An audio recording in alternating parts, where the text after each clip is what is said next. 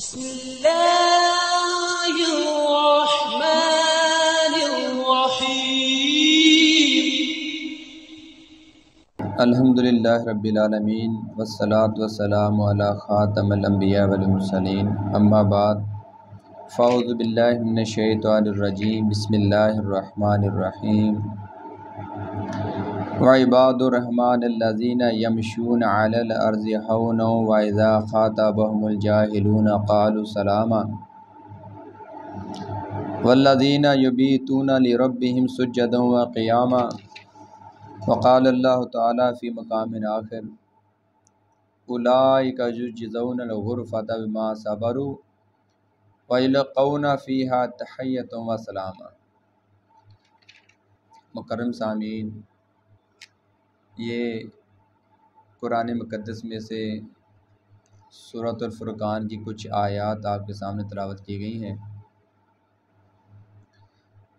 سورۃ الفرقان شان نزول کے حوالے سے مکہ میں نازل ہونے والی سورہ، مکہ کا متوسط دور، یعنی ایسے حالات جب اللہ کے نبی علیہ السلام کی نبوت پر، آپ کی تعلیمات کے اوپر مختلف طرح کے اعتراضات کیے جا رہے تھے، تو اس سورہ کے اندر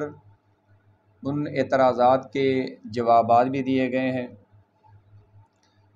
اور پھر سورہ کا جو اختتام ہے وہ سامعین کے سامنے ایک موازنے کے لیے کچھ ان کو کہا جا رہا ہے کہ ایک تو وہ لوگ ہیں جو محمد عربی صلی اللہ علیہ وسلم کے اوپر ایمان لے کر آئے، ایک ان کی سیرتیں ہیں، اور اس کے مقابلے میں ایک وہ دین ہے جس کے تم تحفظ کے لیے دن رات کوشش کر رہے ہو،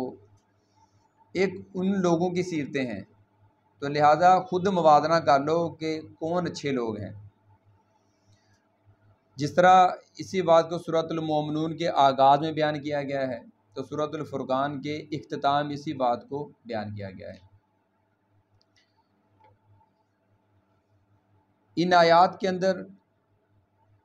ان کے پڑھنے کا مقصد کیا ہے؟ تو اگر ہم ایک پہلے سوال کر لیں کہ قرآن کا مطلوب انسان کیا ہوتا ہے، یا دوسرے انداز میں یہ کہہ لیں کہ اسلام بندے کو کن ایمان اور اخلاق کا پابند کرنا چاہتا ہے، یعنی دین اسلام کا مطلوب انسان کیا ہے، تو اس سے پہلے ہم یہ دیکھتے ہیں کہ ہم جس سوسائٹی کے اندر رہتے ہیں، چونکہ یہ معاشرہ اپنی اساس کے اندر، اپنی بنیاد کے اندر ایک اسلامی معاشرہ ہے، اور معاملہ یہ ہے کہ اپنی اساس کے اندر اسلامی ہونے کے باوجود اگر ہم غور کرتے ہیں تو اس کے باوجود ہم اخلاقی لحاظ سے نیچے کی طرف کیوں جا رہے ہیں؟ یعنی فرد کی زندگی کے اندر انفرادی طور پر سکون نہیں ہے، اور اجتماعی طور پر معاشرے کے اندر دیکھتے ہیں تو جان، مال اور عزت آبرو کا تحفظ ہمیں ختم ہوتا نظر آ رہا ہے، ایک عجیب بے چینی اور انارکی کا ماحول ہے۔ یعنی مذہب کے ماننے کے باوجود ایک آفاقی تعلیم ہمارے پاس موجود ہے، یونیورسل مسائل کا حل ہمارے پاس موجود ہے، لیکن اس کے باوجود ایک افراتفری کا ماحول ہے۔ اس کی وجہ کیا ہے؟ یعنی اس کی وجہ یہ ہے کہ جو مذہب کو ماننے والا طبقہ ہے، اگر ان کے اندر جا کر دیکھتے ہیں تو وہاں پر ایک عجیب صورتحال نظر یہ آتی ہے، مختلف طرح کے رجحان نظر آتے ہیں۔ ایک تو یہ ہے کہ مذہب کے نام پر جو مختلف جماعتیں سامنے آتی ہیں، ان کے اندر ایک تعصب کا راج ہے۔ یعنی تعصب کیا ہے کہ ہم ہر حال میں پرفیکٹ ہیں، ہم بالکل ٹھیک ہیں، یا ہر گروہ یہ سمجھتا ہے، ہر جتھا یہ سمجھتا ہے، ہر جماعت یہ سمجھتی ہے کہ جنت تو میرے لیے ہے، میرے جماعت والوں کے لیے ہے، یہ جو باقی سارے ہیں یہ سب جہنم کا ایندھن ہے۔ ہم اللہ کے چہتے ہیں۔ اور اس کے بعد اس سے آگے دیکھتے ہیں کہ اپنے علاوہ ایک تو یہ ہے کہ اسلام کے ماننے والوں کے اندر یہ کیفیت ہے، یعنی ان کے اندر ایک خوش فہمی یہ ہے، ایک ان کے اندر ظرف کی کمی یہ ہے کہ اگر کوئی ان کے اندر یعنی ایک مکتبہ فکر کو چھوڑ کر دوسرے مکتبہ فکر کے اندر چلا جاتا ہے، وہ اپنے آپ کو امپروو کر لیتا ہے، اپنے اندر بہتری لے کر آتا ہے، وہ جو اس کی پہلی جماعت ہوتی ہے، وہ جو اس کا پہلا گروہ ہوتا ہے، وہ اس کے پنجے جھاڑ کر اس کے پیچھے پڑ جاتا ہے کہ اس نے مسئلے کیوں چینج کیا، مکتبہ فکر کیوں چینج کیا، یعنی وہ اس کے جان مال اور آبرو کے پیچھے پڑ جاتے ہیں۔ یعنی اس ڈومین کے اندر رہتے ہوئے بھی وہ یہ برداشت نہیں کرتے، اتنا ظرف نہیں ہے کہ کوئی ہمیں چھوڑ کر آگے کیوں چلا گیا، بدل کیوں گیا۔ لیکن دوسری طرف یہی لوگ کیا چاہتے ہیں کہ سارے ہندو اپنا ہندو دھرم چھوڑ کر مسلمان ہو جائیں، سارے عیسائی عیسائیت چھوڑ کر مسلمان ہو جائیں، یہودی یہودیزم چھوڑ کر مسلمان ہو جائیں۔ یعنی دوسرے جو جن کو بار بار صبح شام کافر کہتے ہیں، یعنی جو غیر مسلم ہیں، ان کا مطلب یہ خیال ہے کہ سارا دین چھوڑ کر اسلام کے اندر آ جائیں۔ وہ خود اپنے اندر اتنا ظرف نہیں ہے کہ کوئی مسلک بھی چینج کر لے اس کو برداشت کر لے۔ یعنی ایک دینی رجحان رکھنے والوں کے اندر یہ چیز پائی جاتی ہے، پہلی کہ میرے علاوہ سارے جہنمی ہیں، جنت میرے لیے ہے اور باقی سارے کافر ہیں، باقی سب جہنم کے ایندھن ہیں۔ اور دوسرے جو غیر مسلم ہیں ان کا مطلب یہ خیال ہے کہ سارے کے سارے بدل جائیں، اور اپنے مطلب یہ خیال ہے کہ کوئی مسلک بھی تبدیل نہ کر لیں۔ اور اسی طرح کچھ اور رجحان پائے جاتے ہیں، یعنی ایک خام خیالی یہ پائی جاتی ہے کہ ہم جو شفیع المذنبین کی امت کے اندر پیدا ہو گئے ہیں، تو یہ اللہ کا بڑا احسان ہے کہ ہم نے کلمہ پڑھا ہے، ہم شفیع المذنبین کی امت کے اندر ہیں، آخر نبی محمد صلی اللہ علیہ وسلم ہم ان کی امتی ہیں، تو لہٰذا بخشش پکی ہے۔ قیامت والے دن اللہ تعالیٰ کیا کریں گے، فرشتوں کے ذریعے سے ہم سے کلمہ سنیں گے اور جنت کی انٹری کی کا ٹھپا لگے گا، ہم جنت کے اندر چلے جائیں گے، یعنی اب جنت ہماری ہے، مجموعی طور پر یہ خیال ہے۔ اور اس کے علاوہ دوسروں کا مطلب کیا خیال ہے کہ یہ 200 سال ہو گئے ہمارا جو اقتدار ختم ہو گیا، ہم جو اقوام عالم سے پٹ رہے ہیں، تو اس کی وجہ یہ ہے کہ دشمن کی سازش ہے۔ یعنی ایک یہ اس کو آپ الزامی ذہن کہہ لیں، ری ایکشنری اپروچ کہہ لیں کہ بس لوگوں کی جو سازش دوسری قوموں کی تھی اس کی وجہ سے مغلوب ہو گئے ہیں، ہم نے پھر غالب آنا ہے اور ان کی سازشوں کو ختم کر دیں گے، تو لہٰذا ہم ان سے بدلہ لیں گے، 200 سال کا بدلہ لیں گے ہم ان سے۔ تو ایک یہ ہے، بجائے اس کے کہ یہ غور کریں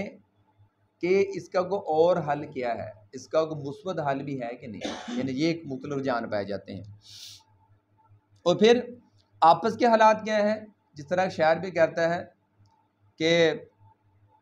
اب تو مفلس شہر کو دنوان سے ڈر لگتا ہے، یعنی دولت مند سے ڈر لگتا ہے، پر نہ دنوان کو رحمان سے ڈر لگتا ہے۔ کہاں گئی وہ قوت مدینے جیسی، اب تو مسلم کو مسلمان سے ڈر لگتا ہے، مسلمان ایک دوسرے سے خوف زدہ ہیں۔ یہ ساری صورتحال ہمارے سامنے ہیں، تو یہ حالات ہمارے سامنے ہیں، تو ہر طرح کے یعنی نظریاتی خرابی موجود ہیں، اخلاقی خرابی موجود ہیں، معاملات کے اندر بھی سارے بگاڑ ہمیں نظر آ رہا ہے۔ تو آخر اس کا سلوشن کیا ہے، اس کا حل کیا ہے؟ کیا اس طرح کی خوش فہمیوں سے یہ معاملہ حل ہو جائے گا؟ دنیا کے اندر ہمیں کوئی باوقار مقام مل جائے گا، ہمیں کوئی امن نصیب ہو جائے گا، اور مرنے کے بعد کیا کوئی جنت ہمارے لیے دروازہ کھل جائے گا کہ یہ سارے جو آپ کے سامنے کچھ اپروچز کا ذکر کیا ہے ان سے مل جائے گا؟ قرآن اس کا نفی کے اندر جواب دیتا ہے کہ اس طرح کچھ بدلنے والا نہیں ہے۔ قرآن کا ایک لائن کے اندر جواب یہ ہے کہ اپنا احتساب کرو، اکتساب اپنا کرو، تزکیہ اپنا کرو، تربیہ اپنی کرو۔ مسائل کا جو اصل روٹ ہے وہ ہمارے اپنے اندر ہے، یعنی جب بھی ہم کہیں چینج کا لفظ سنتے ہیں تبدیلی، تو ہمارے ذہن کے اندر یہ آتا ہے کہ دوسروں کو تبدیل کرنا ہے، یہ معاشرہ چینج کرنا ہے، پاکستان کو چینج کرنا ہے۔ تو اللہ کے بندو قرآن یہ کہتا ہے کہ اپنے آپ کو چینج کرنا ہے، چینج اپنے اندر لے کے آنی ہے، اپنے فکر و نظر کے اندر، قلب کے اندر، کردار کے اندر، سوچ کے اندر، عقیدے کے اندر چینج لے کر آؤ گے۔ جب ہمیں اپنی فکر ہوگی تو دوسرا یہ دیکھے گا کہ اس کو اپنی فکر ہے، وہ بھی اپنی فکر کرے گا۔ ہم کہتے ہیں کہ نہیں ہم زبان سے زور لگا لگا کے چینج کر دیں گے، تو قرآن اس کا انکار ہے۔ قرآن کہتا ہے اپنے اندر تبدیلی لے کے آؤ، پھر یہ دوسروں کو تبدیل کرنا آسان ہو جائے گا۔ یعنی قرآن یہ کہتا ہے کہ اپنے علم، ایمان اور اخلاق کو بہتر کرو، اس سے کیا ہوگا؟ انفرادی طور پر معاملے حل ہو جائیں گے، اجتماعی طور پر بھی، ملکی لیول پر بھی، بین الاقوامی مسائل بھی حل ہو سکتے ہیں۔ ادروائز پھر جس ہم ایک بھول بھلائیوں کے اندر پڑے ہوئے ہیں یہ تو پھر چل ہی رہا ہے۔ تو قرآن کے اندر اس چیز کو لے کر اللہ تعالیٰ نے مختلف اسلوب اختیار کیے ہیں۔ مثلا سورۃ البقرہ کے آغاز میں کہا گیا کہ الف لام میم ذالک الکتاب لا ریب فیہ ھدی للمتقین، یعنی ہدایت کن کے لیے ہے؟ نیچے کچھ ان کے ٹریٹس، کچھ خوبیاں بیان کی گئی ہیں۔ آپ کو محسوس ہوگا ان کے اندر کوئی بھی ایسا معاملہ نہیں ہے کہ اس کے اندر یہ بیان کر دیا گیا ہو کہ آپ فلاں جماعت کے ساتھ شامل ہو جاؤ، نجات پکی ہے، کسی قوم قبیلے کے اندر، امت کے اندر پیدا ہونے سے نجات پکی ہے۔ وہاں جب بندہ پڑھتا ہے پتہ چلتا ہے یہ تو اپنے اندر تبدیل، اپنے آپ کو تبدیل کرنے کا معاملہ ہے۔ سورۃ المومنون کا آغاز کر لیں، قد افلح المومنون، اب یہاں بھی رک نہیں گیا، نیچے ساری چیزیں بیان ہو جاتی ہیں کہ کون سے مومن فلاح پا گئے، نیچے پوری لائن لگی ہوئی ہے۔ یا بنی اسرائیل اذکروا نعمت التي انعمت علیکم، وہاں پر بھی بنی اسرائیل کو اگر یاد دلایا گیا تو اس کے بعد 10 احکامات نازل کیے ہیں کہ یہ ہیں کرنے والے کام۔ تو اسی طرح سورۃ الفرقان کے اندر بھی اللہ تعالیٰ نے یہ کہا کہ جو رحمان کے بندے ہیں، تو رحمان کے بندوں کے تناظر میں اللہ تعالیٰ نے پورے ان کے ایک اوصاف بیان کیے ہیں کہ یہ وہ چیزیں ہیں یہ اپنے اندر پیدا کرنی ہے، پیدا کرنے کے بعد دنیاوی لحاظ سے بھی باوقار مقام مل جائے گا، سکون مل جائے گا، فلاح مل جائے گی،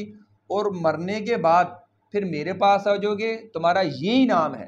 تب اس کو دیکھیں گے کہ وہ اللہ تعالیٰ نے کو اپنے بندوں سے کیا مطلوب ہے،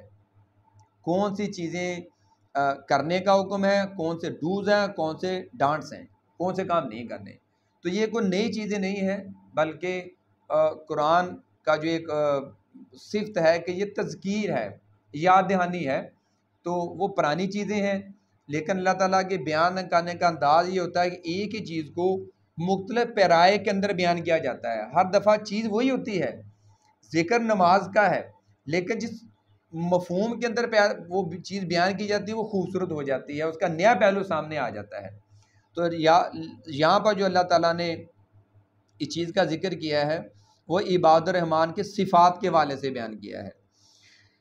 مثلا اللہ تعالیٰ کہتے ہیں، آغاز ہوتا ہے 63 نمبر آیت کا،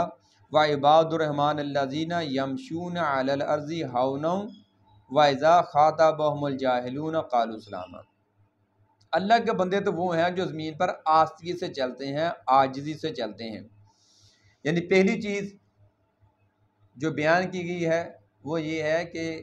جس طرح اسی بات کو سورہ بنی اسرائیل میں بیان کیا گیا تھا کہ لا تمشی علی الارض ولا تمشی فی الارض مرحا، کہ زمین کے اوپر اکڑ کر نہ چلو، باقاعدہ حکم دیا گیا تھا کہ زمین پر اکڑ کر نہیں چلنا۔ اور یہاں پر حکم دیا کہ جو رحمان کے بندے ہیں، یعنی جو رحمان کے بندوں کے اوصاف بیان کیے جا رہے ہیں، یہ باقاعدہ آپ کو ہمیں محسوس ہوتے ہیں کہ عرفہ قسم کے، اعلیٰ قسم کے اوصاف ہیں۔ اعلیٰ قسم کے اوصاف سے مراد یہ ہے کہ بندے کا زور لگتا ہے ان پر عمل کرنے سے۔ تو لہٰذا اللہ تعالیٰ نے چال سے آغاز کیا ہے، جو ان کی چال ہوتی ہے اس کے اندر عاجزی ہوتی ہے، ان کے اندر انکساری ہوتی ہے، یعنی ان کی چال متکبرانہ نہیں ہوتی، پہلی چیز جو بیان کی گئی ہے۔ اور اس کے بعد یہ چال جو ہے ہم دیکھتے ہیں کہ بندے کا جو چلنے کا انداز ہوتا ہے وہ بتا دیتا ہے کہ اس کا تعلق فیشن انڈسٹری کے ساتھ ہے یا کوئی بدماش گروہ کے ساتھ تعلق ہے، یہ چال اکیلی وہ چال نہیں ہے، بلکہ یہ ساری چیزوں کو سمیٹتی ہے کہ انسان کا لب و لہجہ کیسا ہے، اس کا رہن سہن کیسا ہے، اس کے بات کرنے کا انداز کیسا ہے۔ تو کسی بھی چیز کے اندر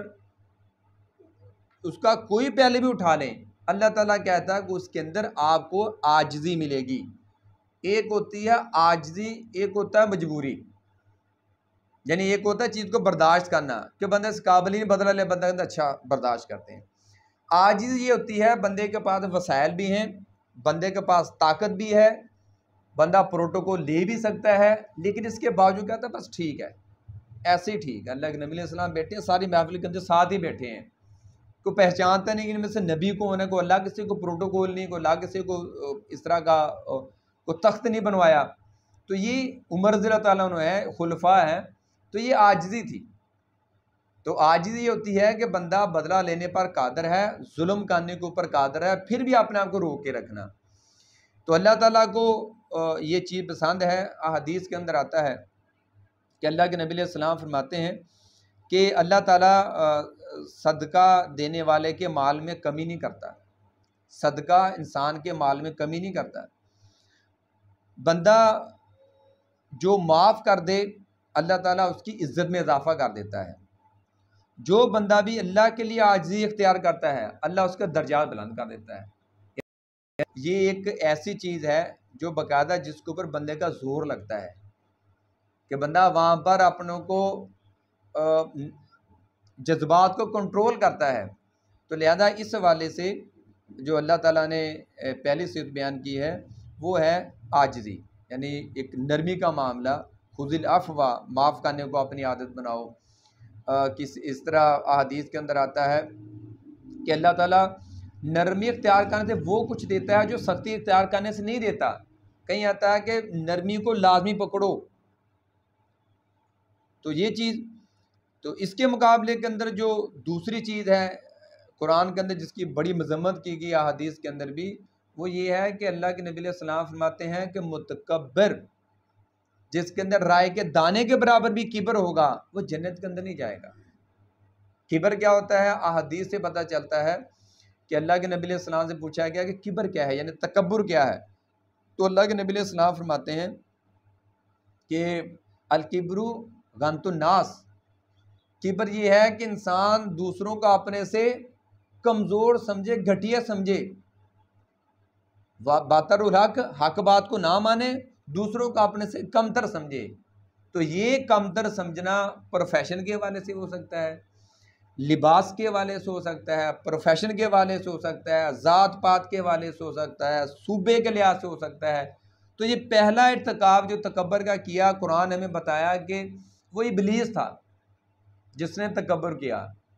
جس نے کیا کہا کہ انا خیر منہ، میں اس سے بہتر ہوں۔ تو اللہ تعالیٰ نے کیا کہا کہ اس کو سجدہ کرنا، اس نے کہا میں اس سے بہتر ہوں۔ تو آج تک ہمارے سامنے اس کا انجام ہے، اللہ تعالیٰ نے کہا کہ یہاں سے نکل جا، ذلیل ہو کر نکل جا۔ ہم سب کیا کرتے ہیں؟ تعوذ پڑھتے ہیں اس کی، یعنی کہ اس سے پناہ مانگتے ہیں، اس کی شر سے ڈرتے ہیں۔ تو یہ چیز ہمارے سامنے جو پہلی چیز بیان کی گئی ہے وہ یہ ہے کہ زمین پر نرم چال چلتے ہیں۔ اور دوسری بات بیان کی وَإِذَا خَاطَبَهُمُ الْجَاهِلُونَ قَالُوا سَلَامًا، جب جاہل لوگ ان سے جاہلانہ گفتگو کرتے ہیں وہ سلام کہتے ہیں۔ یعنی اس کا جو ایک سادہ سا مفہوم یہ ہے کہ وہ الجھنے سے ڈرتے ہیں۔ یعنی ایک چیز ہوتی ہے کہ خام خواہ معاملات کو جانا، ظاہرہ دنیا کے اندر، معاشرے کے اندر بے شمار قسم کے لوگوں کے مزاج ہیں، لڑاکا بھی ہوتے ہیں، بحث کرنے والے بھی ہوتے ہیں،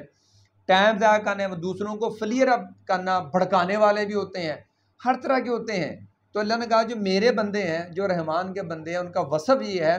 کہ جب اس طرح کا معاملہ پیش آ جائے خوبصورتی کے ساتھ اس سے الگ ہو جاتے ہیں، سلامتی کے ساتھ، ٹکراؤ،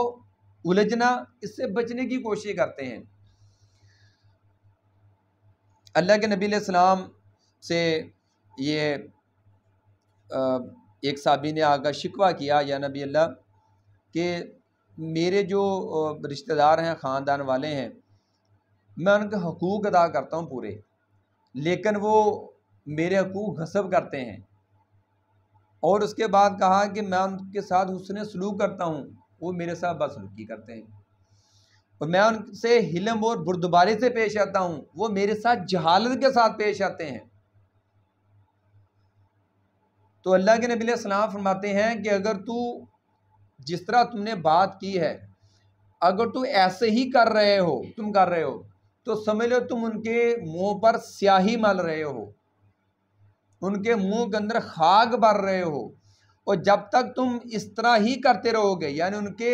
جہالت کے مقابلے میں اچھا سلوک کرو گے، تو اللہ تعالیٰ ان کے مقابلے میں تیرا مددگار ہوگا۔ یعنی یہ چیز ہمیں پتہ چلتا ہے کہ یہ وصف اپنے اندر پیدا کرنا، ادفع باللتی ہی احسن، کہ برائی کا جواب اچھائی کے ساتھ دینا، یہ واقعی ایک آزمائش کا کام ہوتا ہے۔ اور اس کے بعد تیسری چیز جو اللہ تعالیٰ نے بیان کی، والذین یبیتون لربہم سجدا وقیاما، جو اپنے پروردگار کے آگے سجدے کر کے اور عجز و ادب سے کھڑے رہ کر رات بسر کرتے ہیں۔ یعنی وہ جو پہلے چیزیں بیان کی گئی تھیں کہ 5 نمازیں ہیں، ان کو خشوع و خضوع سے ادا کرنا، وقت پر ادا کرنا، اور جماعت کے ساتھ ادا کرنا، مسجد کے اندر ادا کرنا، یہ ساری چیزوں سے معاملہ آگے بڑھا ہوا نظر آتا ہے۔ پہلے تو صرف یہ تھا کہ ورکو ماراکین، رکوع کیا کرو رکوع کرنے والوں کے ساتھ۔ کہیں سورۃ البقرہ کے اندر آیا کہ انہا لکبیرہ، بے شک نماز ادا کرنا، وقت پر ادا کرنا، یہ بڑا کام ہے۔ الا علی الخاشعین الذین یظنون انہم ملاقو ربہم، لیکن ان کے لیے نہیں ہے جو اللہ سے ڈرتے ہیں، جو یقین رکھتے ہیں کہ انہیں ایک دن اپنے رب سے ملنا ہے، ان کے لیے یہ بڑا کام نہیں ہے۔ اور اس سے آگے پھر بیان کیا گیا تھا کہ رجال لا تلہیہم تجارت ولا بیع عن ذکر اللہ، کہ اللہ کے کچھ بندے ایسے ہیں جن کو ان کی تجارت، ان کی خرید و فروخت اللہ کے ذکر سے اوجل نہیں، اللہ کا ذکر جو ان سے وہ اوجل نہیں ہوتا، یعنی تجارت کے درمیان بھی، خرید و فروخت کے دوران بھی وہ اللہ کو یاد رکھتے ہیں اور اس فریضے کو بھولتے نہیں ہیں۔ یہ ایک اعلیٰ صفت بیان کی گئی تھی، یعنی یہ وہ چیزیں تھیں جو دن کے وقت یا پبلک کے وقت گیدرنگ کے اندر سارا معاملہ تھا، لیکن اب اس سے اگلی صفت بیان کی گئی ہے کہ ان کی جو تنہائیاں ہوتی ہیں، ان کی جو راتیں ہوتی ہیں، تو اب معاملہ یہاں پر پہنچ گیا ہے۔ آپ کو پتہ ہے کہ سب سے بڑا امتحان انسان کا اس وقت ہوتا ہے جب انسان تنہا ہوتا ہے، جب انسان الون ہوتا ہے، یہ سب سے بڑا بندے کے لیے امتحان ہوتا ہے۔ کیونکہ ہم دیکھتے ہیں کہ ہمارے بھی 2 چہرے ہوتے ہیں، ایک گھروں کے اندر ہوتا ہے، ایک باہر دوستوں کے اندر ہوتا ہے، یا جہاں پہ ہم جاب کرتے ہیں، جہاں پر جاب کرتے ہیں، بزنس کرتے ہیں، لوگ کہتے ہیں بڑا خوش اخلاق آدمی ہے، کبھی گالی نہیں دیتا، کبھی اونچی نہیں بولتا۔ وہی بندہ جب گھر آتا ہے تو اس سے ایک نیا انسان نکلتا ہے جو اپنی بیوی کو مار بھی رہا ہے، جو بچوں کے سامنے گالیاں بھی دے رہا ہے، جو جھوٹ بھی بول رہا ہے، بچوں کے ساتھ وعدہ خلافی بھی کر رہا ہے، وہ کال کر کے جھوٹ ہی بول رہا ہے۔ تو یعنی یہ 2 شخصیات ہوتی ہیں ہماری بھی۔ تو اصل میں امتحان جو ہوتا ہے ایک اس سے بھی سخت امتحان ہوتا ہے۔ وہ امتحان کیا ہے؟ جب انسان تنہا ہوتا ہے تو اس وقت جو اس کے اندر خیالات چل رہے ہوتے ہیں وہ اس کی اثر پرسنالٹی ہوتی ہے۔ تو اس لیے اللہ تعالیٰ نے کہا کہ یہ جو جب ان کی راتیں ہوتی ہیں، تنہا ہوتے ہیں، تو پھر یہ کیا کرتے ہیں؟ یہ اپنے رب کے سامنے قیام بھی کرتے ہیں، سجدے بھی کرتے ہیں۔ مسند احمد کے اندر آتا ہے، اللہ کے نبی علیہ السلام فرماتے ہیں کہ فرض نماز کے بعد سب سے افضل نماز تہجد کی نماز ہے جو پڑھی جائے۔ اسی طرح صحیحین کے اندر آتا ہے، اللہ کے نبی علیہ السلام فرماتے ہیں جب 1/3 رات باقی رہ جاتی ہے تو اللہ تعالیٰ آسمان دنیا پر آتے ہیں اور پکار لگاتے ہیں کہ کون ہے جو مجھے پکارے میں اس کی مدد کروں، کون ہے جو مجھ سے مانگے میں اس کو عطا کروں، کون ہے جو مجھ سے معافی طلب کرے میں اس کو معاف کروں۔ یعنی یہ تہجد کے حوالے سے یہ چیزیں بیان کی جا رہی ہیں، یعنی یہ ایک گولڈن چانس ہوتا ہے، گولڈن موقع ہوتا ہے، جو اس کو گریب کرنا چاہے، جو اس کو پکڑنا چاہے، جو کوشش کرے گا وہ اس میں سے حصہ لے لے گا۔ جو محروم ہے تو محروم رہے گا۔ یہ اللہ کی طرف سے یہ پکار لگائی جاتی ہے، بندے نہ سنیں، یہ بندوں کی اپنی سستی ہے۔ تو لیکن اللہ تعالیٰ فرماتا ہے جو عباد الرحمن ہیں وہ اس موقع سے فائدہ اٹھاتے ہیں، اللہ سے مدد مانگتے ہیں، اللہ تعالیٰ سے علم اور حکمت مانگتے ہیں، اس سے اپنے گناہوں کی مغفرت طلب کرتے ہیں۔ اور اس کے بعد چوتھی صفت جو اللہ نے بیان کی، والذین یقولون ربنا اصرف عنا عذاب جہنم ان عذابہا کان غراما، وہ جو دعا مانگتے رہتے ہیں کہ اے پروردگار دوزخ کے عذاب کو ہم سے دور رکھنا، کہ اس کا عذاب بڑی تکلیف کی چیز ہے، انہا سات مستقرا و مقاما، اور دوزخ ٹھہرنے اور رہنے کی بہت بری جگہ ہے۔ یعنی جو پہلے تین چیزیں بیان کی گئی تھی بڑی مشکل تھی، لیکن اس کے بعد پتہ چلا کہ جو بندے ان پر عمل کرتے ہیں تو یہ کام مشکل کام کرنے کے باوجود ان کے اندر کوئی ایسی چیز نہیں پیدا ہوتی کہ وہ نیک اعمال کے اوپر بھروسہ کر لیں کہ کافی ہے، بخشش کا سامان ہو گیا، یا نیکیوں کے اوپر ناز کرنا شروع کر دیں، یا یہ کہہ لیں کہ ایک تقویٰ کا تکبر پیدا ہو جائے۔ جس طرح بعض اوقات ہمارے یہاں ہوتا ہے کہ جو نماز پڑھنا شروع کر دیتا ہے، نیا شروع کرتا ہے، تو جب مسجد کی طرف جاتا ہے اس کو دائیں بائیں سارے جو نماز نہیں پڑھتے اس کو جہنمی نظر آنا شروع ہو جاتے ہیں کہ نہیں پڑھنے جا رہے۔ جس طرح کسی بندے نے کسی عالم سے پوچھا کہ جب نماز پڑھنے جائیں کچھ لوگ نہیں نماز پڑھنے جاتے، ان کے لیے کیا حکم ہے؟ اس نے کہا کہ ان کے لیے حکم یہ ہے کہ آپ ان کو ساتھ لے کے جایا کرو۔ یعنی کوشش ہماری یہ ہوتی ہے کہ آپ کو فتویٰ آنا چاہیے کہ یہ ان کا ٹھکانہ بتائیں ذرا ان کو۔ یعنی جس کو سنت کا پتہ چل گیا اس کو سارے بدعتی نظر آنے شروع ہو جاتے ہیں، جس کو ذرا توحید کا پتہ چل گیا اس کو سارے کافر مشرک جہنمی نظر آنے شروع ہو جاتے ہیں، سارے طاغوت نظر آنے شروع ہو جاتے ہیں۔ تو یہ کیا ہے؟ یہ کبر ہے، یہ ایک نیکی کا توحید کا بھی کبر ہوتا ہے، یعنی ایسی نیکی جس کی بنیاد پر کو سارے گناہ گار نظر آنا شروع ہو جائیں، اس سے بھی اللہ کی پناہ مانگنی چاہیے۔ تو اللہ تعالیٰ نے باقاعدہ اس کا ذکر کیا ہے کہ وہ تمام نیکیاں کرنے کے باوجود اللہ کے مواخذے سے ڈرنے والے ہوتے ہیں، اللہ کی اطاعت کرتے ہیں، اللہ کی عبادت کرتے ہیں، معاملات کو ٹھیک رکھتے ہیں، اس کے باوجود ان کے اندر خوف و رجا کی کیفیت ہوتی ہے، وہ اللہ سے ڈرتے بھی ہیں، اللہ سے امید بھی رکھتے ہیں۔ تو اسی بات کو اللہ تعالیٰ نے دوسرے مقام پر بیان کیا، والذین یؤتون ما اتوا،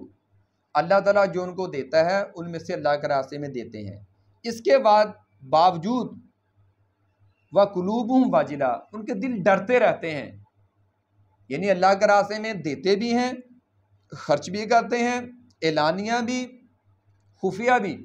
اس کے باوجود وہ اللہ سے ڈرتے رہتے ہیں کہ انہم الی ربہم راجعون، ہمیں لوٹ کر رب کی طرف جانا ہے، پتہ نہیں یہ جو میں نے دیا ہے اللہ تعالیٰ منہ پہ نہ مار دے، پتہ نہیں جو میں نے دیا ہے اس میں سے کوئی یہ حلال ہی تھا سارا، یا ایسا تو نہیں میں کوئی دکھاوے کے لیے میں نے خرچ کر دیا۔ یعنی یہ نیکی کے اوپر بھروسہ نہیں کرتے، اس پر ناز نہیں کرتے، اشتہار نہیں لگاتے، اچھے طریقے سے خرچ کرنے کے باوجود دل سے ڈرتے ہیں کہ پتہ نہیں قبول ہوا کہ نہیں ہوا۔ عمر رضی اللہ تعالیٰ عنہ کا ذکر آتا ہے کہ وہ حذیفہ بن یمان سے پوچھا کرتے تھے کہ حذیفہ میرا نام منافقین کے اندر تو نہیں ہے؟ وہ کہتے ہیں کہ یا امیر المومنین آپ کیسی باتیں کر رہے ہیں، آپ کا نام نہیں ہے منافقین کی لسٹ کے اندر، آپ کیوں پریشان ہوتے ہیں؟ یعنی ایک تابعی بیان کرتے ہیں کہ میں کئی صحابہ کرام سے ملا، ہر ایک جو ہے وہ اپنی ایمان کے حوالے سے پریشان تھا، یعنی اس کو ایک نفاق کا ڈر لگا ہوا تھا کہ کہیں میں منافق تو نہیں ہو گیا۔ حنظلہ رضی اللہ تعالیٰ عنہ کا ذکر آتا ہے کہ وہ ابو بکر صدیق رضی اللہ عنہ کے پاس جاتے ہیں اور کہتے ہیں کہ میری یہ کیفیت ہے کہ جب آپ صلی اللہ علیہ وسلم کی محفل میں بیٹھتے ہیں تو کیفیت اور ہوتی ہے، مارکیٹ کے اندر جاتے ہیں، گھر کے اندر جاتے ہیں تو وہ کیفیت باقی نہیں رہتی۔ تو ابو بکر صدیق رضی اللہ تعالیٰ عنہ کہتے ہیں کہ یار یہ تو میرے ساتھ بھی معاملہ ہے، اکٹھے چلتے ہیں اللہ کے نبی علیہ السلام سے پوچھتے ہیں کہ یہ کیا معاملہ ہے، ہمارے ایمان ٹھیک ہے؟ تو اللہ کے نبی علیہ السلام سے پوچھا کہ یہ ہماری کیفیت بدلتی ہے، یہ کیوں ہوتا ہے ایسا؟ تو آپ صلی اللہ علیہ وسلم کہتے ہیں کہ یہی تو ایمان ہے کہ بندہ اپنے ایمان کے معاملے کے اندر ایک ایکٹیو رہتا ہے، بندہ سوچتا ہے، جس کو کہتے ہیں احساس زیاں پیدا ہونا، اس کو وہ ایکٹیو ہے، وہ پہرا دے رہا اپنے ایمان کے، اپنے اخلاق کے اوپر پہرا دے رہا ہے، اس لیے تو محسوس ہوتا ہے کہ جیسے گڑبڑ ہے، یا جس طرح کمپاس ہے کہیں بھی گھما کے گا دے، وہ گھوم کے پھر آگے ادھر ہی کھڑی ہوگی جو اس کا اصل اس کا ٹارگٹ ہے۔ تو بندے کو معاملات کرتے ہوئے یہ ذہن میں رکھنا کہ یہ صحیح بھی، میں صحیح بھی کر رہا ہوں نہیں صحیح کر رہا، کرنے کے بعد پھر غور فکر کرنا، رات کو ریفلیکشن کرنا، غور فکر کرنا، دن کے اندر جو میں نے معاملات کیے ہیں تو فلاں موقع پہ میں نے ڈنڈی ماری ہے، فلاں موقع کے اوپر جو میں کہہ رہا تھا سامنے والے کو وہ کچھ اور سمجھ رہا تھا، میں کچھ اور کہہ رہا تھا، وہ چکر دینے کے لیے میں نے آج ایسی بات کی ہے۔ یعنی رات کو ریفلیکٹ کرنا، بار بار غور و فکر کرنا کہ جو میری کیفیت ٹھیک ہے، تو اللہ کے نبی علیہ السلام فرماتے ہیں یہ تو ایمان کی نشانی ہے کہ آپ بار بار پریشان ہوتے ہو، تو یہ یعنی اس کو آپ یہ کہہ لیں کہ constant and never ending improvement, مسلسل اور نہ ختم ہونے والی اپنے اندر امپروومنٹ کرنا ہے، بہتری کے لیے کوشش کرنا ہے، یہ عبادت معنی صفت بیان کی گئی ہے۔ اور اس کے بعد پانچویں صفت جو بیان کی گئی ہے وہ یہ ہے کہ والذین اذا انفقوا لم یسرفوا ولم یقتروا وکان بین ذلک قواما، جب خرچ کرتے ہیں تو نہ بیجا اڑاتے ہیں، نہ تنگی کو کام میں لاتے ہیں، بلکہ اعتدال کے ساتھ ضرورت سے زیادہ نہ کم، یعنی بتا دیا کہ وہ متوازن شخصیت ہوتی ہے، نہ بخل سے کام لیتے ہیں۔ بخل کیا ہوتا ہے کہ جس جگہ جینون ضرورت ہے انسان بندہ وہاں بھی نہ خرچ کرے، اور اسراف کیا ہوتا ہے کہ ایسی اتنا خرچ کرے جو ضرورت سے زیادہ خرچ کریں، یعنی جس کو آپ اسراف کہہ لیں، یعنی حد سے زیادہ خرچ کرے، جس کو آپ نمود و نمائش کے اندر شو آف کے ضمن میں آ جاتا ہے کہ پتہ لگے شادی کس کی ہے، پتہ لگے کون آیا ہے۔ تو یہ چیز یعنی کہ قرآن کے دیگر مقامات میں اس کو سختی سے کنڈیم کیا، مذمت کی گئی ہے کہ اسراف کرنے والا یہ شیطان کا بھائی ہے، یعنی شیطان کا بھائی یہ ہوتا ہے، اسراف کا نصیح ہوتا ہے کہ جس کے پاس اتنے وسائل نہیں ہوتے وہ پریشان ہوتا ہے کہ شادی ہوتی تو ایسی ہونی چاہیے، مکان ہوتے ایسے ہی ہونے چاہیے، اس کے اندر یہ سہولتیں ایسی ہی ہونی چاہیے، اسٹیٹس کو اپڈیٹ لازمی کرنا ہے، کیا کھا رہے ہو، کہاں جا رہے ہو، یعنی وہ معاشرے کے اندر ایک احساس کمتری پیدا ہوتی ہے۔ پھر وہ کہتا ہے اچھا میرے پاس نہیں ہے، اس کے پاس بھی نہیں رہنا چاہیے، تو وہ ایک اناد پیدا ہوتا ہے، ایک جیلسی پیدا ہوتی ہے، حسد پیدا ہوتا ہے۔ تو یہ چیز اللہ تعالیٰ نے باقاعدہ کہا کہ جو عباد الرحمن ہیں وہ درمیان کی چال چلتے ہیں، جہاں پہ ضرورت ہے خرچ کرتے ہیں، زیادہ خرچ کرنا ہے زیادہ خرچ کرنے کی ضرورت ہے، رکنا ہے تو وہاں پہ رک جاتے ہیں۔ یعنی وہ مال کے حوالے سے وہ یہ نہیں سمجھتے کہ مال میرا ہے، بلکہ وہ یہ سمجھتے ہیں مجھے مال دے کر آزمایا جا رہا ہے۔ اور اس کے بعد ایک حدیث دیکھتے ہیں اس حوالے سے، اللہ کے نبی علیہ السلام فرماتے ہیں 3 چیزیں ایسی ہیں جو بندے کو نجات دیتی ہیں۔ پہلی چیز یہ ہے کہ اللہ کا خوف خلوت اور جلوت میں، جس طرح پہلے بات ہو چکی ہے کہ تنہائی کے اندر اللہ سے ڈرنا، معاملات اس لیے ٹھیک رکھنا کہ اس کو یہ ٹینشن نہ ہو کہ چوکیدار دیکھ رہا کہ نہیں دیکھ رہا، کیمرے کی آنکھ دیکھ رہی کہ نہیں دیکھ رہی، لوگ جاگ رہے ہیں کہ نہیں جاگ رہے، بلکہ وہ دیوار کے کان ہے یا نہیں، وہ یہ سمجھتا ہے کہ بس اللہ معکم اینا ما کنتم، اللہ تمہارے ساتھ تم جہاں بھی ہو، فرشتوں کا ہاتھ میں قلم ہے تو ہے، وہ کہتا ہے کہ میں اندھیرے اور جلا میرے لیے برابر ہے تو میں اس سے ڈرتا ہوں، یعنی کہ وہ اس حوالے سے خلوت و جلوت میں اللہ کا کو۔ دوسری چیز جو نجات بندوں کو دیتی ہے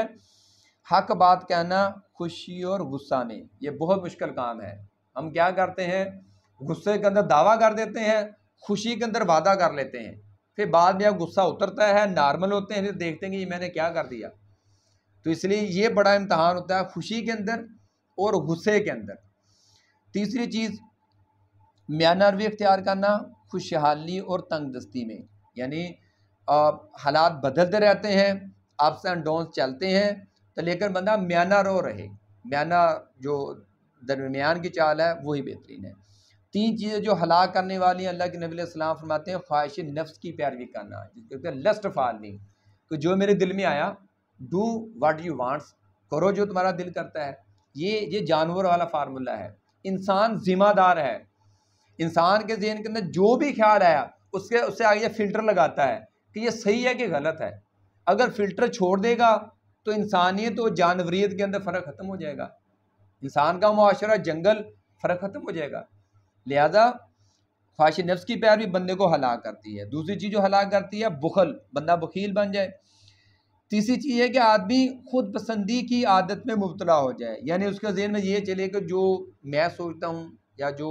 آئی می اینڈ مائی سیلف کا ایک کنسیپٹ ہے کہ میں، میرا یا میرے متعلقہ یہ سب سے اعلیٰ ہے، یہ سب سے ٹھیک ہے، باقی سب کنڈم ہے. تو یہ خود پسندی، اس کو نارسزم کہتے ہیں، نرگسیت. اس سے بچنا چاہیے کہ انسان گھوم گھما کے اپنے آپ کو اچھا سمجھنا چاہے، اپنے آپ کو ارسطو افلاطون سمجھے. تو اس کا علاج کیا ہے؟ بندہ خود کو اہم سمجھے، دوسروں کو غیر اہم سمجھے بغیر. یہ سمجھے کہ اس معاملے کے اندر میں اس سے منفرد ہوں. یہ نہیں سوچ رہے کہ میں اس سے بہت اعلیٰ ہوں. منفرد ہے، معاشرہ ایسے ہی چلتا ہے. ایک سوسائٹی کے اندر بزنس مین بھی ہے اور جاب کرنے والے بھی ہیں اور سڑکیں بنانے والے بھی ہیں، گٹر بھی کسی نے نکالنا ہے. تو سب نے اپنے حصے کے مطابق کام کرنا ہے. تو اس کے اعلیٰ عرف ہونے کی معاملہ نہیں ہے، بلکہ ایک بندہ عموماً یہ سمجھتا ہے کہ یہ اللہ تعالیٰ نے آزمائش کے لیے زیادہ دیا ہے، آزمائش کے لیے کم دیا ہے. تو لہٰذا یہ اعلیٰ عرف ہونے کا یہ سٹینڈرڈ نہیں ہے. تو اس لیے نرگسیت کا خاتمہ اس سے ہوتا ہے کہ خود کو بھی اہم سمجھو، دوسروں کو غیر اہم سمجھے بغیر. اور اس کے بعد جو چیز آتی ہے والذین لا یدعون مع اللہ الہا آخر، جو اللہ کے ساتھ دوسرے معبود کو نہیں پکارتے، اور جو قتل نہیں کرتے، اور جو زنا نہیں کرتے. یعنی تین چیزیں جو لگاتار بیان کی گئی ہیں عباد الرحمن کے اوصاف کے اندر، یعنی اللہ کے ساتھ گڑبڑ، ایک فرد کے ساتھ، معاشرے کے ساتھ. یہ تینوں جرائم جو ہیں، تینوں جو سزا کے قابل ہیں. زنا کے حوالے سے کوڑوں کی سزا، اور کسی کو قتل کرنے کے حوالے سے قصاص کا معاملہ، شرک کرنے کے حوالے سے اس کا فیصلہ اللہ قیامت الدین ابدی جہنم کی شکل میں کر دے گا. یعنی تینوں چیزیں جو ہیں اللہ تعالیٰ کہتا ہے کہ جو عباد الرحمن ہے ان تینوں چیزوں کے معاملے کے اندر حساس ہوتے ہیں. شرک تو لہذا ایسی چیز ہے اس کے حوالے سے اس کو پتہ ہے کہ اس کے معاملے میں کوئی ڈیل اللہ کے ہاں نہیں ہے. انبیاء کے لیے بھی اور پہلی قوموں کے لیے بھی نہیں تھی، آخری قوم کے اندر بھی اس کے اندر کوئی گنجائش نہیں ہے. کوئی شرک آنا شروع کر دے اس آڑ میں کہ میں نے کلمہ پڑھا ہے، تو اس کی بھی کوئی گنجائش نہیں ہے. کلمہ پڑھا تو بھائی آپ زیادہ ذمہ دار ہو. پھر کلمہ پڑھا تو آپ قرآن بھی پڑھو. پھر قرآن بتایا گیا کہ پہلی قومیں کیوں پانی کے اندر غرق کی گئیں، پہلی قوموں کو کیوں پتھروں کی بارش ہوئی، پہلی قوموں جو ہے کیوں چیخ چنگاڑ سے ہلاک ہو. تو زیادہ ذمہ دار بندے کو بناتا ہے کلمہ، کہ وہ سمجھے اللہ کی کتاب سے کہ شرک کی کون کون سی قسمیں پہلے دور میں تھی، وہ اپنا چہرہ بدل کر کس کس انداز میں ہمارے معاشرے کے اندر پائے جاتے ہیں. تو لہٰذا تینوں چیزیں جو ہیں یہ قابل سزا ہیں. یہ گرفت کچھ چیزوں کی، دو چیزوں کے اللہ نے معاشرے کو حکم دیا ہے کہ پکڑو ان کو، یہ مجرم ہے. اور تیسرے کے لیے کہا کہ آنا تو میرے پاس ہے، پکار لو جس کو پکارنا ہے، آنا میرے پاس ہے. اور اس کے بعد اللہ تعالیٰ فرماتا ہے اللہ من تاب و آمن وعمل صالحا فاولئک یبدل اللہ سیئاتہم حسنات. یعنی یہ چیز اللہ نے بیان کرنے کے بعد یہ کہا کہ یہ جو جن بندوں کا اوصاف بیان کیے جا رہے ہیں، قطعاً اس سے مراد یہ نہیں ہے کہ ان سے غلطی نہیں ہوتی، یہ فرشتے بن گئے ہیں. یہ چیز بیان کرنے کا مقصد یہ ہے کہ ان سے غلطیاں بھی ہوتی ہیں، گناہ بھی ہوتے ہیں، لیکن یہ گرتے ہیں، گرنے کے بعد اٹھ جاتے ہیں، گلٹ محسوس کرتے ہیں، شرمندگی محسوس کرتے ہیں، اللہ کے ہاں سوری کرتے ہیں، توبہ کرتے ہیں، پلٹ کا جو صحیح روش ہے اس کے اوپر دوبارہ آ جاتے ہیں، جس کی وجہ سے اللہ تعالیٰ ان کے گناہوں کو وہ نیکیوں کے اندر بدلنے کے اوپر قادر ہے. اور اس کے بعد مالک فرماتا والذین لا یشہدون الزور، جھوٹی گواہی نہیں دیتے. وَإِذَا مَرُّوا بِاللَّغْوِ مَرُّوا کِرَامًا، جب بےہودہ کاموں کو دیکھتے ہیں تو بزرگی کے ساتھ گزر جاتے ہیں. یعنی ظاہر ہے وہ حق شناس آدمی جھوٹے کام کے لیے کیسے وہ اس کے اوپر گواہ بنے گا. اللہ کے نبی علیہ السلام سے پوچھا گیا کہ مومن جو ہے وہ چوری کر سکتا ہے؟ آپ نے کہا کر سکتا ہے. زنا کا وہ بھی کر سکتا ہے؟ تو اس نے کہا یہ بھی کام کر سکتے ہیں، یہ بھی، لیکن مومن جھوٹ نہیں بول سکتا. یہ سب سے اہم چیز ہے معاشرے کے اندر جو سب سے زیادہ فساد پھیلا ہوا ہے، وہ جھوٹ کی مختلف شکلیں ہیں. اب اس کو ٹوپی کرانا، گولی دینا، پتہ نہیں کیا کیا نام اس کو دیے گئے ہیں. بندے کو پتہ ہوتا ہے جھوٹ ہوتا کیا ہے، کہ میں کو صورتحال کسی کے سامنے بیان کروں، مجھے پتہ ہو کہ گلاس میں نے ہی توڑا ہے، مجھ سے ٹوٹا ہے، لیکن میں کہانی یہ پیش کروں، اگلا بندہ یہ سمجھے کہ گلاس اس سے نہیں ٹوٹا، یعنی مجھے حقیقت حال کا پتہ ہوتا ہے. اندھیرے میں دوسروں کو رہے، اس کو جھوٹ کہتے ہیں، یعنی جھوٹ بولنے کو پتہ ہوتا ہے تو یہ جھوٹ ہوتا ہے. تو لہذا اللہ تعالیٰ نے فرمایا کہ وہ نہ جھوٹ بولتے ہیں، نہ جھوٹی گواہی دیتے ہیں، نہ ساتھ دیتے ہیں. اور اس کے بعد کوئی بےہودہ کام ہو تو لغو کام ہو تو اس سے بزرگی کے ساتھ گزر جاتے ہیں. یعنی یہ ایک دوسری روایت کے اندر آتا ہے من حسن الاسلام المری من تارک لا، یعنی کہ اسلام انسان ایک بندے کے اسلام کا حسن یہ ہے کہ وہ بے معنی کاموں سے لغو کام کو چھوڑتا چلا جاتا ہے، اس سے دامن چھڑاتا چلا جاتا ہے. اور اس زمانے کے اندر جو سب سے زیادہ یہ کام ہو رہا ہے، وہ ہم سب جس کے اندر ملوث ہیں وہ موبائل کی شکل میں ہے، جو سب سے زیادہ ہماری صلاحیتوں کو ختم کر رہا ہے، جو ٹائم ضائع کرتا ہے. حالانکہ یہ زبردست ایک ایجاد ہے، زبردست ٹول ہے اپنے نالج کو بڑھانے کے لیے، اپنی انفارمیشن کو بڑھانے کے لیے، انٹرٹینمنٹ کے لیے. لیکن اگر ہم اس کا درست استعمال کرنے کی بجائے صرف انٹرٹین ہی سے کرتے چلے جائیں، وقت ضائع کرتے چلے جائیں، تو پھر یہ اس سے بڑی لغو چیز کوئی نہیں ہے. اگر اس کا درست استعمال کرے، با مقصد و با معنی استعمال کرے، تو ہم جو اس سے بہت کام لے سکتے ہیں. تو لہٰذا کوئی لغو کام کسی بھی شکل میں ہو، ہمیں یہ کرنا ہے کہ اس میں انڈلج ہونے کی بجائے، انوالو ہونے کی بجائے، اس سے آرام سے شریفانہ انداز سے گزر جانا، یعنی اس کے اندر مبتلا ہونے کی بجائے بتایا کہ بچنے کی کوشش کرتے ہیں. کیونکہ ان کو پتہ ہے کہ زندگی کی بیٹری جتنی ختم ہو رہی ہے، یہ پرماننٹ ختم ہو رہی ہے. اگر ایک بندے کی زندگی 40-50 ہو گئی ہے، یہ سمجھ لے کہ بیٹری یہ 100% نہیں ہوتی، یہ 64% بیٹری زندگی کی جتنی ختم ہو گئی، ڈرین آؤٹ ہو گئی، ریچارج نہیں ہو سکتی. تو لہٰذا جتنی بیٹری رہ گئی ہے اس کو ہمیں مفید کاموں کے اندر استعمال کرنا ہے. وہ لغو کام کسی بھی شکل میں اس سے بچنے کی کوشش کرنی چاہیے. اور اس کے بعد مالک فرماتا ہے والذین اذا ذکروا بآیات ربہم لم یخروا علیہا صما وعمیانا، یعنی جب ان کو یاد نہیں کروائی جاتی ہے، اللہ کی آیات پڑھی جاتی ہیں، یہ گونگے بہروں کی طرح گزرتے نہیں ہیں، بلکہ توجہ کے ساتھ اچھے طریقے سے یہ سنتے ہیں، اپنی اصلاح کی کوشش کرتے ہیں. اور جس طرح ایک حدیث کے اندر آتا ہے کہ زیاد بن لبید رضی اللہ تعالیٰ عنہ بیٹھے ہیں تو اللہ کے نبی علیہ السلام فرماتے ہیں کہ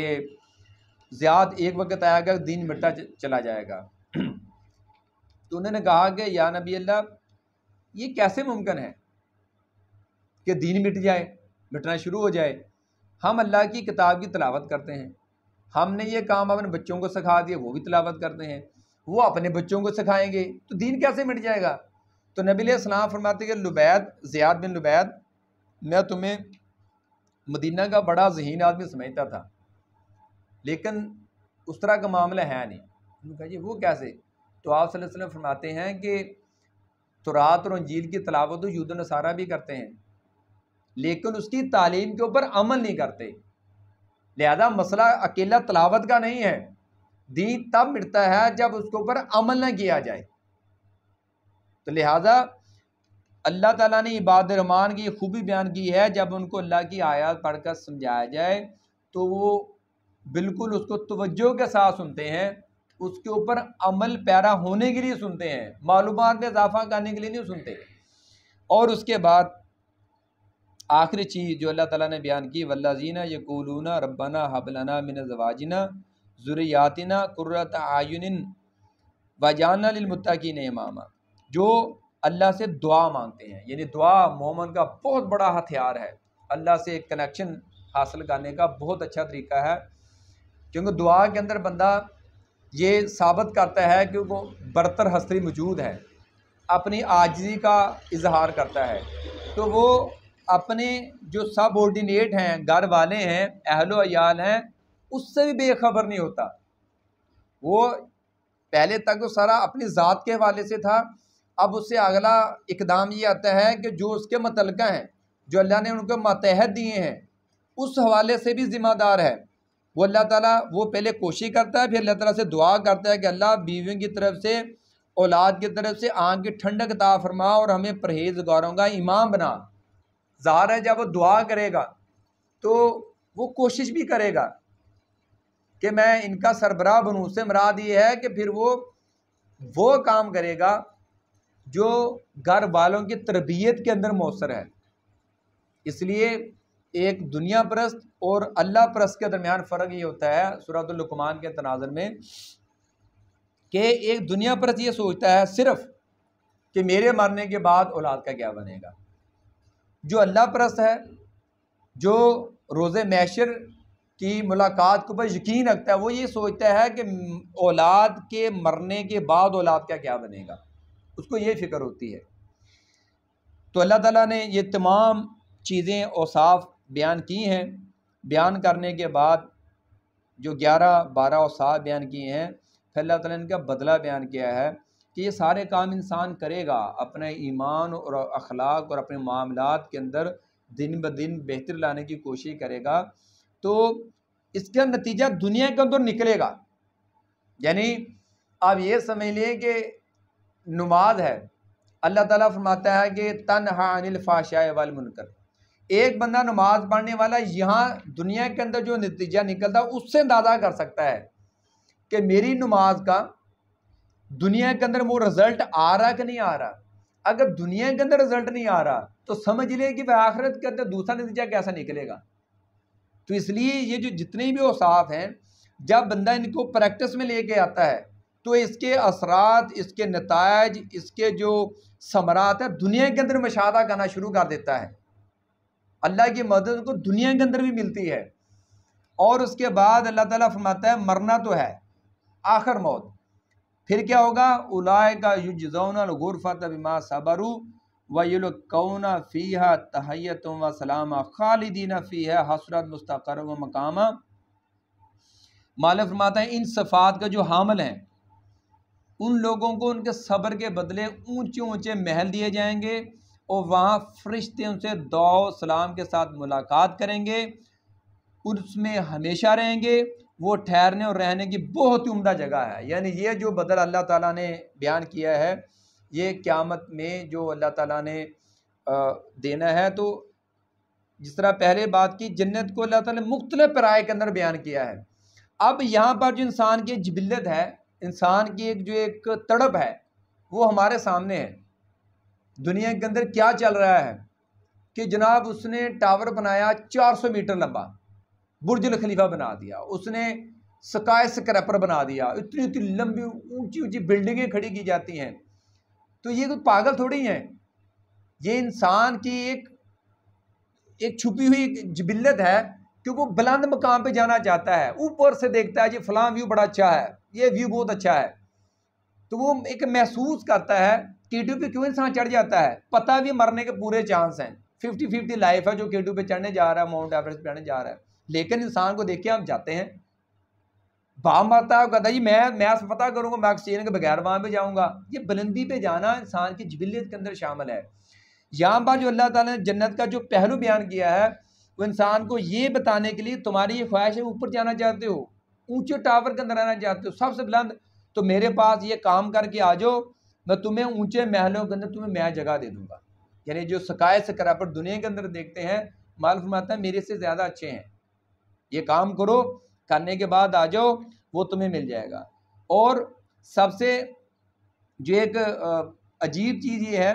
جس طرح خلیفہ ہارون رشید نے ایک شاندار محل بنوانے کے بعد عالم سے کہا کہ وہ تبصرہ کرے اس کے اوپر کس چیز کی کمی ہے، تو اس نے کہا یہاں پر ایک چیز کی بڑی کمزوری ہے کہ یا تو مکان کے اندر رہنے والا جو ہے بندہ وہ نہیں رہتا، یا پھر محل نہیں رہتے۔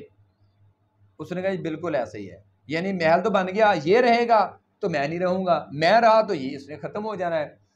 تو اللہ تعالیٰ فرماتا ہے کہ وہاں پر جو تمہیں ان میں محلوں کے اندر داخل کیا جائے گا، خالدین فی ہے، یہ ہمیشہ ہے، ابدی اور سرمدی وعدہ ہے اللہ تعالیٰ کا. یہ نہیں کہ کچھ عرصہ رہو گے جناب اس کو خالی کر دو، ایسا معاملہ نہیں. مالک فرماتا ہے تمہیں ان کا مالک بنایا جائے گا.